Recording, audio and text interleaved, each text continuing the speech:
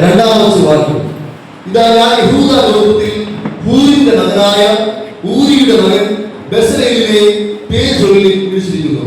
ബെസലേലിനെ പേര് ചൊല്ലി വിളിച്ചിരിക്കുന്നു. നമുക്കൊരു നിമിഷം പ്രാർത്ഥിക്കാം. ധ്യാനവും അങ്ങേക്ക് പ്രസാദമുള്ളതാക്കി മാറ്റണമേ. ആമേൻ.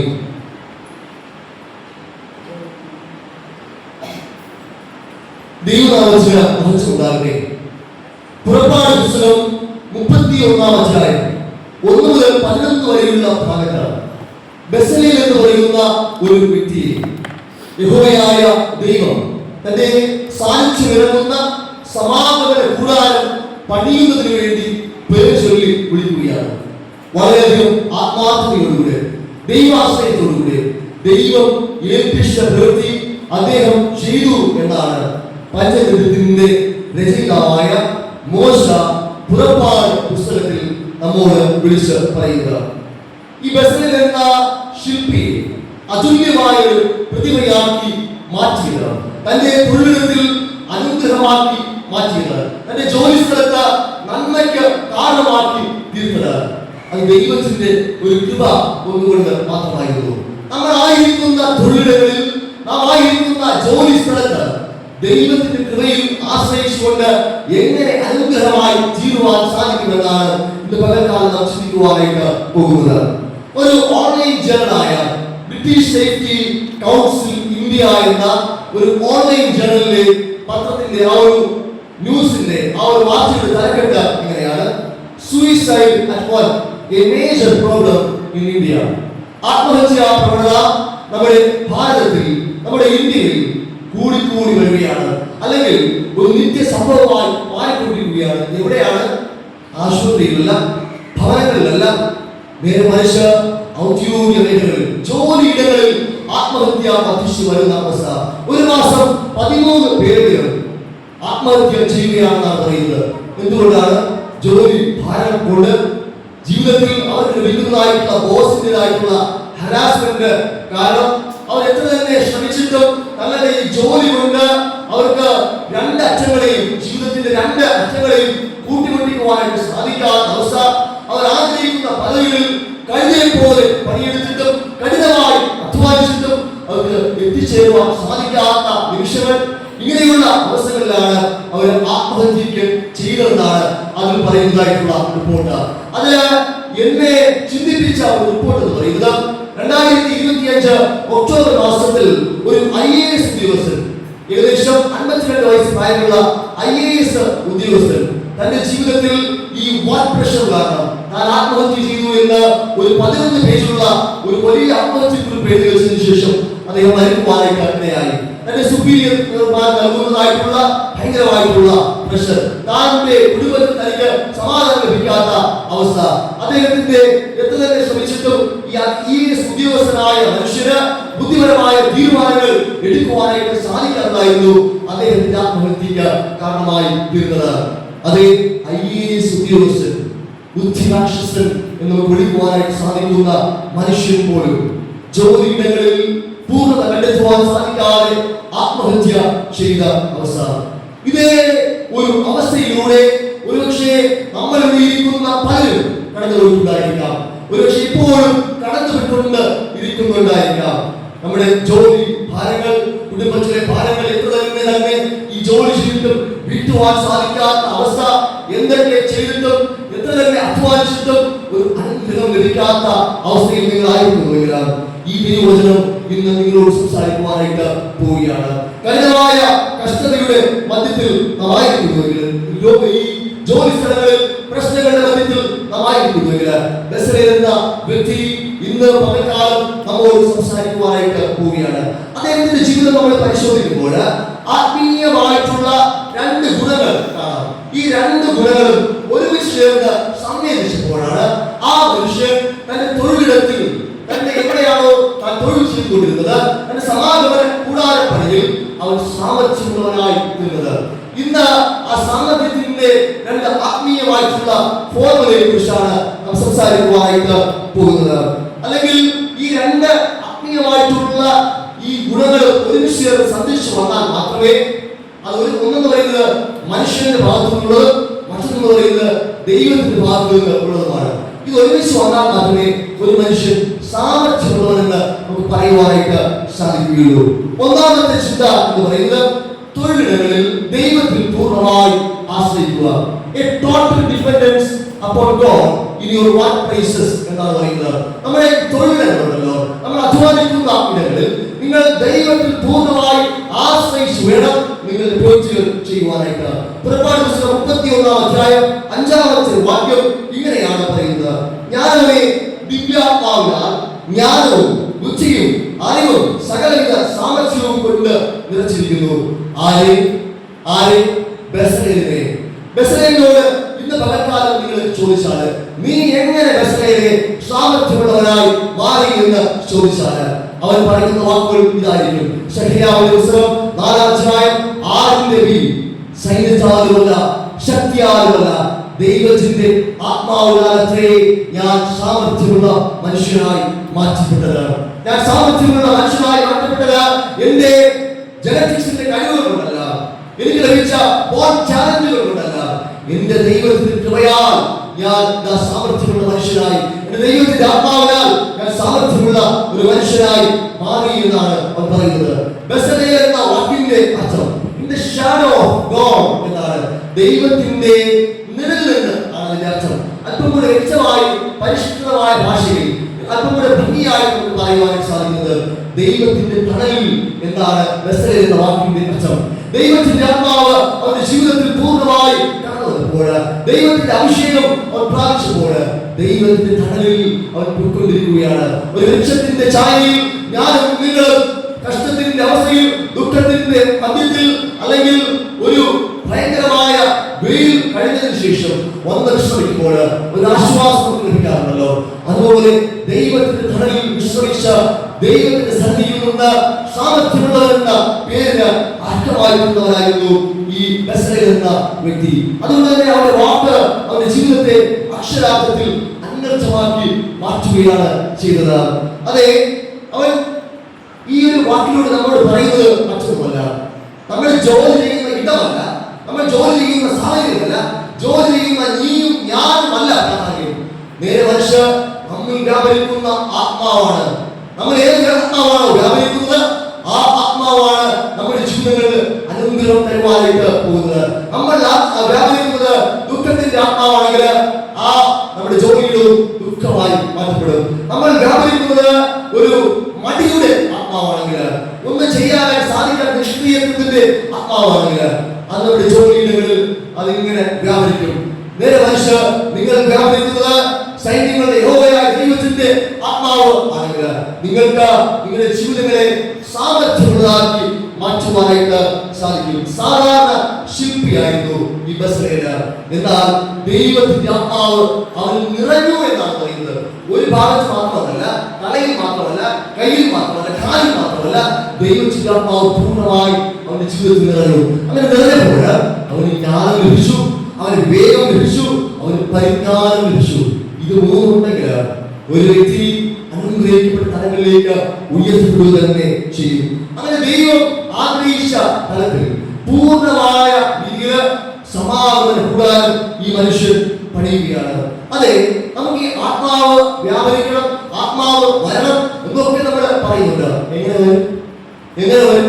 നമ്മുടെ ജീവിതത്തില് നിങ്ങളൊരു കഷ്ടപ്പാടിന്റെ അവസ്ഥയിലാണ് ജോലിക്ക് ആയിരിക്കുന്നുണ്ടെങ്കിൽ, എത്ര തന്നെ ആഗ്രഹിച്ച ഒരു ക്യാമ്പ് പ്രൈസിന്റെ മധ്യത്തില് ആണെങ്കിലേക്ക് നിങ്ങൾ മനസ്സിലാക്കേണ്ട ഒരു സത്യം എന്ന് പറയുന്നത് നിങ്ങൾ പ്രാർത്ഥനയോടുകൂടെ അത് ആരംഭിക്കണം. നിങ്ങളുടെ തൊഴിലുകളിൽ നീയും ഞാനും കടന്നു പോകുന്നതിന് തൊട്ട് മുന്നോടിയായി ദൈവസന്നിധിയിൽ മുഴങ്ങാറുള്ളവരേക്ക് പ്രാർത്ഥിക്കണം. ദൈവമേ, എന്നെ കൊണ്ട് ഒന്നും തന്നെ സാധിക്കുന്നില്ല, ഞാൻ എത്ര തന്നെ ശ്രമിച്ചിട്ടും ഞാൻ പരാജയപ്പെട്ടു പോവുകയാണ്. കർത്താവേ, ഇന്നത്തെ എന്റെ ജോലിക്ക് നിന്റെ ജ്ഞാനവും നിന്റെ പരിജ്ഞാനവും നിന്റെ വിവേകവും എന്നിലേക്ക് പകർന്നു തരണമേ. അപ്പോൾ വന്നോളും നിന്റെ സാമർഥ്യം, അപ്പോൾ വന്നോളും ദൈവത്തിന്റെ ആത്മാവ്. ജ്ഞാനിയായി തീരുന്നതിന് മുമ്പ് 12-13 വയസ്സുള്ള ബാലനായിരുന്നു. അവൻ ദൈവസന്നിധിയിൽ പ്രാർത്ഥിച്ചപ്പോൾ അഭിഷേകത്തിന്റെ ആത്മാവിനെ, ജ്ഞാനത്തിന്റെ ആത്മാവിനെ അവരുടെ ജീവിതത്തിലേക്ക് ദൈവം പറയുകയാണ്. കുഞ്ഞു മക്കൾ ഭവനങ്ങളിൽ ഉണ്ടല്ലോ, തലയിൽ കൈവച്ചിട്ട് ദൈവമേ ജ്ഞാനത്തിന്റെ ആത്മാവിനെ ഈ പൈതലിന്റെ ദേഹത്ത് ദൈവമേ വ്യാപരിപ്പിക്കണമേ എന്ന് പറഞ്ഞ് പ്രാർത്ഥിക്കണം. പ്രാർത്ഥിക്കുമ്പോൾ ദൈവം നിങ്ങളെ സഹായിക്കുന്നത് ചെയ്യും. പ്രാർത്ഥനയോടുകൂടെ നമ്മുടെ ജീവിതങ്ങളെ നാം തൊഴിലിടങ്ങളിലേക്ക് പോകുമ്പോൾ അത് അനുഗ്രഹമായി മനോഹരമായി മാറ്റപ്പെടുമെന്നാണ് നമ്മെ പഠിപ്പിക്കുന്നത്.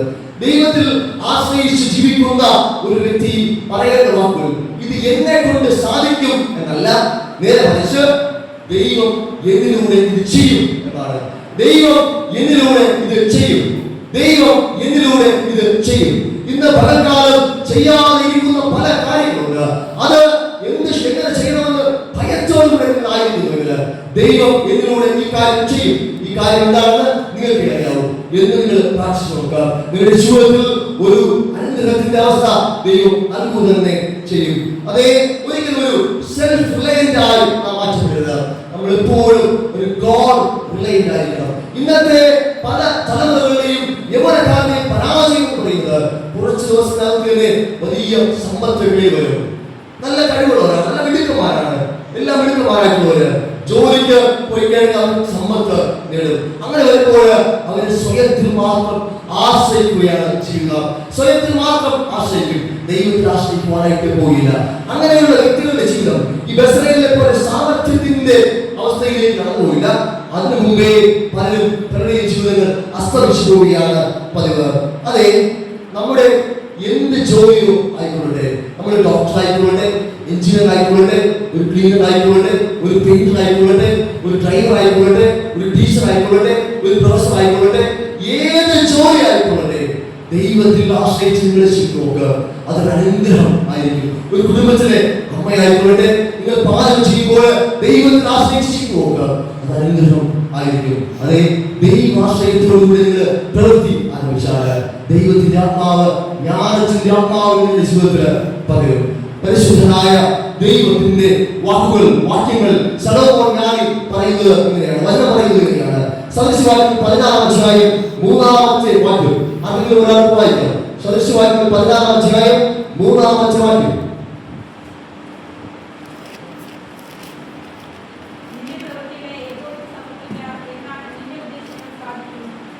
നിന്റെ പ്രവൃത്തികളെ യഹോവയ്ക്ക് സമർപ്പിക്കാം, എന്നാൽ നിന്റെ ഉദ്ദേശങ്ങൾ സാധിക്കും. ഇത് പറയുന്നത് ആരെന്നറിയാമോ?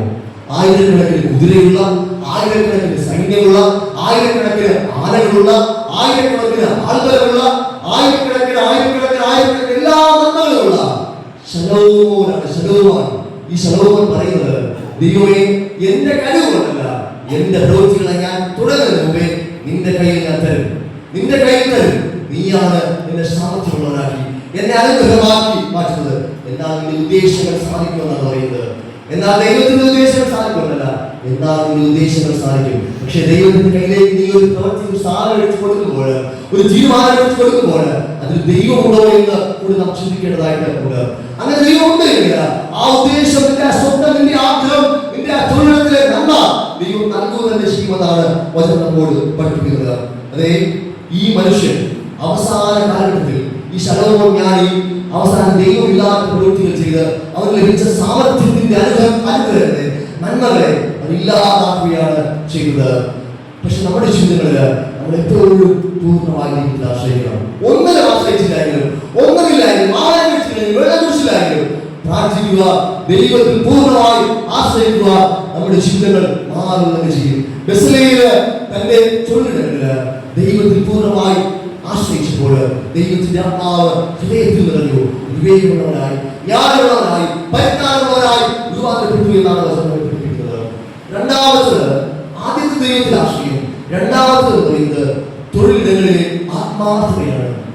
നമ്മള് ആത്മാർത്ഥതയില്ലാതെ ജോലി ചെയ്യുന്ന ഒരു സമൂഹത്തിലാണ് നമ്മളായിരിക്കുന്നത്.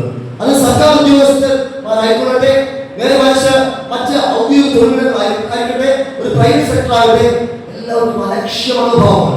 100% വർക്ക് ചെയ്യുന്നവരുണ്ട്.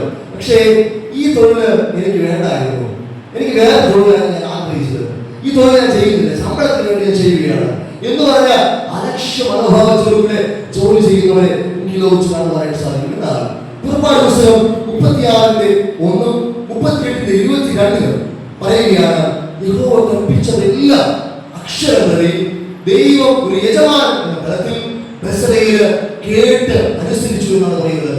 തന്റെ മുഴുവൻ കഠിനാധ്വാനം എടുത്ത്, തന്റെ മുഴുവൻ എഫർട്സും എടുത്ത് ആ പറഞ്ഞതുപോലെ സമാഗമന കൂടാരം അവർ പണിയുകയാണ്. ദൈവം പറഞ്ഞത് പകുതി 50% എടുത്തു, 50% തന്റേതായിട്ടുള്ള വർക്കല്ല ഇട്ടത്. ദൈവം പറഞ്ഞതുപോലെ പെർഫെക്ഷനോടുകൂടി കാര്യങ്ങൾ ചെയ്യുവാനായിട്ട് അവർ ശ്രമിച്ചു. ഇതില് നിങ്ങൾ ഡീറ്റെയിലിംഗ് എന്ന് പറയുന്ന ഒരു വാക്ക് കേട്ടിട്ടുണ്ടായിരിക്കും. ഡീറ്റെയിലിംഗ് എന്ന് പറയുന്ന വാക്ക് കേട്ടിട്ടുണ്ടോ?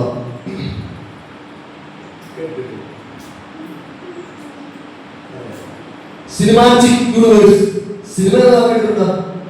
സിനിമ, ഈ സിനിമാറ്റിക് യൂണിവേഴ്സുമായി ബന്ധപ്പെട്ട ഒരു വാക്കാണ് ഡീറ്റെയിലിംഗ് എന്ന വാക്ക്. ഒരു നിസ്സാര ഉദാഹരണം, ഒരു മൂവിയിലെ ഒരു സീന് ഒരു മഴയുടെ ബാക്ക്ഗ്രൗണ്ടിൽ എടുക്കുകയാണ്. ആ മഴയിലൊക്കെ വീഴുന്ന സമയത്ത് ആ മഴത്തുള്ളികൾക്ക് ഒരു പ്രത്യേക ശബ്ദമുണ്ട്. നമ്മൾ 1980, 1990 ആ സിനിമകൾ കണ്ടാൽ മഴ ആർട്ടിഫിഷ്യലായിട്ട് സൗണ്ടായിട്ട് നമുക്ക് തോന്നും. പക്ഷേ ഇന്നത്തെ കാലഘട്ടത്തിൽ എടുക്കുന്ന സിനിമകളിലൊക്കെ ഈ മഴച്ചുള്ളികൾക്ക് അതിൻ്റെതായ ശബ്ദം കേൾക്കുവാനായിട്ട് സാധിക്കും. അതുപോലെ മഴ എങ്ങനെയാണ് പെയ്യുന്നത് ആ ശബ്ദം നമുക്ക് ശ്രമിക്കുവാനായിട്ട് സാധിക്കും. അതിനുള്ള പ്രധാന കാരണം എന്ന് പറയുന്നത് ഈ ശബ്ദ നിയന്ത്രണം നടത്തിയവര് അത്രത്തോളം സമർപ്പണത്തോടുകൂടി ഇത്രയും വേരിയേഷനൊക്കെ വന്നു, ഇത്രയും ഇങ്ങനെ വ്യത്യാസം വന്നു, ഇവിടെ സൗണ്ട് മാറ്റം വന്നു എന്ന ഒബ്സർവേഷനോടുകൂടി തങ്ങളുടെ പ്രവൃത്തിയിൽ അവർ അധ്വാനിച്ചതുകൊണ്ടാണ് അങ്ങനെ ഒരു ഡീറ്റെയിലിംഗ് ഉണ്ടാക്കിയെടുക്കുവാനായിട്ട് സാധിച്ചത്. അതെ, കർത്താവ് നമ്മുടെ ജീവിതത്തിൽ ഈ ഡീറ്റെയിലിംഗ് നമുക്ക് എപ്പോഴും ഉണ്ടായിരിക്കണം. എന്തിനാണ്? നമ്മൾ ചെയ്യുന്ന ജോലിയിൽ ഒരു ഫയൽ ഒപ്പിടുമ്പോൾ അത് ഒപ്പിടാനായിട്ട് വായിക്കണം. നമ്മളെല്ലാം വായിച്ച് നോക്കിയിട്ട് വേണം സർക്കാർ ഉദ്യോഗസ്ഥരുടെ ഫയൽ ഒപ്പിടേണ്ടത്. ഒരു ടീച്ചർ, നമുക്കൊരു ടീച്ചർമാരുണ്ട്. ഒരു ടീച്ചർ ആണെങ്കിൽ ആ ഒരു കുഞ്ഞിനെ പഠിപ്പിക്കുമ്പോൾ 51 കുഞ്ഞുങ്ങൾ മുന്നിലുണ്ടെങ്കിൽ 5 പേര് പഠിക്കുന്നുണ്ട്, ബാക്കി 46 പേരാണ് എന്ന് പറഞ്ഞാൽ കളയാതെ ആ 51 പേർക്ക് വേണ്ടിയും നമ്മൾ കഠിനമായി അധ്വാനിക്കണം. നമ്മുടെ ഈ സഭയില് നമ്മളെല്ലാവരും ഒരുമിച്ച് ചേർന്ന് പ്രവർത്തിക്കുന്നത് പോലെ ഇവിടെ എല്ലാവരെയും ഒരുപോലെ നമ്മൾ കണ്ട് ആർക്കാണ് എന്താണ് ആവശ്യമെന്ന് തിരിച്ചറിഞ്ഞ് പ്രവർത്തിക്കേണ്ടതായിട്ട് ഉണ്ട്. അതെ, എത്ര പേരുണ്ടോ അത്രയും പേര് വ്യക്തമായി മനസ്സിലാക്കണം, എന്നിട്ട് അവർക്ക് വേണ്ടി പ്രവർത്തിക്കണം. നമ്മുടെ തൊഴിലുകളിലും നമുക്ക് എന്ത് ചെറിയ ജോലിയാണ് ദൈവം നൽകുന്നതെങ്കിൽ അത് പെർഫെക്ഷനോടുകൂടി നിങ്ങൾ ചെയ്തു നോക്കുക. എന്നാൽ ദൈവം നിങ്ങളെ അടിച്ച തലങ്ങളിലേക്ക് ഉയർത്തുക തന്നെ ചെയ്യും. പുറപ്പാട് പുസ്തകം 36:2 ജോലി ചെയ്യുന്നതിന് താല്പര്യമുള്ള, ഹൃദയമുള്ള, മനസ്സുള്ള എല്ലാവരെയും ദൈവം എന്റെ ജോലിക്ക് വേണ്ടി വിളിച്ചു എന്നാണ് വചനങ്ങൾ പഠിപ്പിക്കുന്നത്. ഹൃദയത്തിൽ ആഗ്രഹം ഉണ്ടായിരിക്കണം, ആത്മാർത്ഥം ഉണ്ടായിരിക്കണം. ഞാൻ ഈ ജോലി ചെയ്യുന്നത് ഒരു പെർഫെക്ഷനോടുകൂടെ ചെയ്യും. എന്നാൽ എന്ത് ജോലി ഏൽപ്പിച്ചാലും ഞാൻ പെർഫെക്ഷനോട് ചെയ്യും. മാതാപിതാക്കന്മാരെ ഒരുപക്ഷെ അരിയോ മണ്ണെണ്ണയോ വാങ്ങാൻ പോയി വിടും. അവിടെ പോയി നമ്മൾ അരിക്ക് പകരം എന്താണ് വരും? പഞ്ചസാര വരും. പക്ഷേ ആ ഒരു കാര്യത്തിൽ പോലും ഞാൻ പെർഫെക്ഷനോടെ ചെയ്യും. ഇത്ര സമയം, ഇത്ര കാറ്റ് അവിടെ പോയി ആ സാധനം വാങ്ങിച്ചുകൊണ്ട് വരും. ഒരു പെർഫെക്ഷനോടുകൂടെ നീ ചെയ്യുന്ന എല്ലാ ജോലിയും നീ ചെയ്തു നോക്കുക. നമ്മുടെ ജീവിതങ്ങൾ അനുഗ്രഹമായി തീരും. അതാണ് ഡീറ്റെയിലിംഗ് എന്ന് പറയുന്നത്. ഇപ്പൊ മനസ്സിലായോ ഡീറ്റെയിലിംഗ് എന്താണ് മനസ്സിലായോ? നമുക്ക് നൽകിയിട്ടുള്ള ജോലി ഡീറ്റെയിൽ ആയിട്ട് നമ്മൾ ചെയ്യണം. ഒരിടത്ത് ഒരു കുറവ് വരരുത്. മാക്സിമം നമ്മൾ എഫർട്ട് എടുക്കണം. മനുഷ്യരാണ്, കുറവുകൾ വരാം. മാക്സിമം നമ്മൾ എഫർട്ട് എടുക്കണം. നമ്മളിപ്പോ ഏത് ഒരു ഗെയിമിന്റെ കാലഘട്ടത്തിലാണ്, ഫിഫ ഫുട്ബോൾ 2026 കാലഘട്ടത്തിലാണ് ഉണ്ടായിരുന്നത്. എവിടെ നോക്കിയാലും ഫ്ലെക്സ് ആണ്. നമ്മുടെ India world cup football world കപ്പില്ല. പക്ഷേ ഇവിടുത്തെ തെരുവുകളെല്ലാം അടക്കമാർക്കാരാണ്. ബ്രസീലുകാരൻ, പോർച്ചുഗലുകാരൻ, അതുപോലെ പല രാജ്യത്തുള്ളവരും ഇങ്ങനെ ഫ്ലെക്സ് പല രാജ്യത്തുള്ളവരാണ്. പക്ഷേ നമ്മൾ ആരാണെന്ന് പോലും അറിയാമെന്ന് എനിക്കറിയില്ല. എന്നാൽ ഫ്ലെക്സുകൾ എല്ലാ ഇടങ്ങളിലും വെക്കുന്നുണ്ട്. നമ്മുടെ ഭവനത്തില് നമുക്ക് വേറെ പിന്നെ ആഹാരം കഴിക്കാൻ നിർത്തിയില്ലായിരുന്നു, ഫ്ലെക്സ് അടിച്ച് നമ്മൾ അവിടെ ഇങ്ങനെ പോകുന്ന സമയത്ത് ഏറ്റവും കൂടുതൽ ഫ്ലെക്സുകൾ കണ്ടത് ആരെയൊക്കെയാണ് നിങ്ങൾക്കറിയാമല്ലോ? ലയണൽ മെസ്സിയുടെയും റൊണാൾഡോയുടെയും ഫ്ലെക്സുകളാണ് ഏറ്റവും കൂടുതൽ കണ്ടത്. കാരണം നമ്മുടെ ഭാരതത്തിലുള്ളവരും കേരളത്തിലുള്ളവരും ഒരുപക്ഷെ കൊച്ചിയിലുള്ളവരും ഒക്കെ ഏറ്റവും കൂടുതൽ ഫാൻസ് ഉള്ളവര് ഈ റൊണാൾഡോയ്ക്കും മെസ്സിക്കും ആയിരിക്കും. ഇവർ രണ്ടുപേരും രണ്ട് കാഴ്ചപ്പാടുള്ളവരാണ്, രണ്ട് തലത്തിൽ ഒരു ഗെയിം കളിക്കുന്നവരാണ്. ഇവരെ കുറിച്ച് എപ്പോഴും ഫാൻസുകാരെ ഫൈറ്റ് ചെയ്യാറുണ്ട്. അവരാണ് നല്ലത്, ഇവരാണ് നല്ലതെന്ന് പറഞ്ഞ് എപ്പോഴും അവർ ഫൈറ്റ് ചെയ്യാറുണ്ട്. എന്നാൽ ഇവരെ കുറിച്ച്, ഈ കളിയെ കുറിച്ച് കാര്യമായിട്ട് അറിയാവുന്ന വ്യക്തികൾ പറയുന്നത് മെസ്സി എന്ന് പറയുന്നത് ബോണ്ട് ടാലന്റ് ആണ്. അദ്ദേഹത്തെ വേറൊന്നും ചെയ്യുവാനത് അറിയില്ല. പക്ഷേ ഫുട്ബോൾ കളത്തിൽ കൊണ്ടുപോയാൽ അദ്ദേഹം കണ്ണടച്ച് ഗോൾ അടിക്കുന്ന ഒരു സ്വഭാവം, അത് ദൈവം നൽകിയ വലിയൊരു സിദ്ധിയാണ്. അദ്ദേഹത്തിന് വലിയമായിട്ട് അധ്വാനമില്ല, മറ്റു കാര്യങ്ങളൊന്നും വേണ്ട. അദ്ദേഹത്തിനെ കൊണ്ട് നിർത്തിയാൽ അദ്ദേഹത്തിന് കളിക്കുവാനായിട്ട് സാധിക്കും. പക്ഷേ റൊണാൾഡോ എന്ന് പറയുന്ന പോർച്ചുഗൽ പ്ലെയറിനെ കുറിച്ച് പറയുന്നത് അദ്ദേഹം ഒരു ബോണ്ട് ടാലന്റ് അല്ല. അദ്ദേഹം 100% എഫർട്ട് എടുക്കും. തന്റെ ജീവിതത്തിൽ താൻ ചെയ്യുന്ന പ്രവൃത്തിയിൽ താനായിരിക്കുന്ന ഫീൽഡിൽ സമർത്ഥനായി തീരുന്നതിന് വേണ്ടി 100% അദ്ദേഹം എഫർട്ട് എടുക്കും. ആ എഫർട്ട് എടുത്ത് അദ്ദേഹം പ്രവർത്തിച്ചതുകൊണ്ടാണ് മെസ്സിയോടൊപ്പം വളരുവാൻ അദ്ദേഹത്തിന് സാധിച്ചത്. നമ്മുടെ ജീവിതങ്ങളിൽ എല്ലാവരും ചാനലുകളല്ല, എല്ലാവരും അനുഗ്രഹങ്ങൾ ദൈവം അല്ലെങ്കിൽ ജനറ്റിക്സില് ഒരുപാട് എന്റെ അപ്പൻ പാട്ട് പാടുന്നു, എനിക്ക് പാട്ട് പാടാൻ കഴിയും എന്നുള്ള അവസ്ഥയിലുള്ളവരല്ല. പലരും ദൈവസന്നിധിയിൽ നിന്ന് അക്വേറി എടുത്തതാണ്. അതിനകത്ത് കാരണമായിട്ടുള്ളത് ഈ വലിയ ആത്മാർത്ഥതയാണ്. ആത്മാർത്ഥത ഈ രണ്ടാമത്തെ ലോകത്തോട് വിളിച്ചു പറയുന്നത് ഈ ബോട്ട് ചാനലിലൊന്നും കാര്യമില്ല. പ്രാക്ടീസ് ചെയ്യണം, എഫർട്ട് എടുക്കണം, 100% ചിന്തകളിൽ കൊടുക്കണം. ഒരു ചെറിയ ജോലിയാണെങ്കിലും 100% എഫർട്ട് നിങ്ങൾ ചെയ്തു നോക്കിയേ, നിങ്ങൾ അനുഗ്രഹപാത്രങ്ങളായി മാറ്റപ്പെടും. ആ ഫീൽഡില് നിങ്ങൾ സാമർത്ഥ്യമുള്ളവരായി മാറ്റപ്പെടും. ഒരു ചെറിയ ചിന്തകൾ പറഞ്ഞുകൊണ്ട് വാക്കുകൾക്ക് വിരാമിടുവാനായിട്ട് ആഗ്രഹിക്കുകയാണ്. ഈ ബെസലേലിന്റെ അവസ്ഥയില് അദ്ദേഹം വിശുദ്ധ കൂടാരം പണിയുകയാണ്, അല്ലെങ്കിൽ ദൈവത്തിന്റെ സമാഗമന കൂടാരം. ഈ സമാഗമന കൂടാരം എന്ന് പറയുന്നത് ദൈവത്തിന്റെ ആത്മാവ് ഡയറക്റ്റ് ഇറങ്ങി വന്ന് ഇരിക്കുന്ന സ്ഥലമാണ്. ആ സ്ഥലത്ത് വന്നിരുന്ന് ഈ ഇസ്രായേൽ ദൂരെ നിന്ന് പ്രാർത്ഥിക്കുമ്പോൾ നമുക്ക് അനുഗ്രഹമാണ്.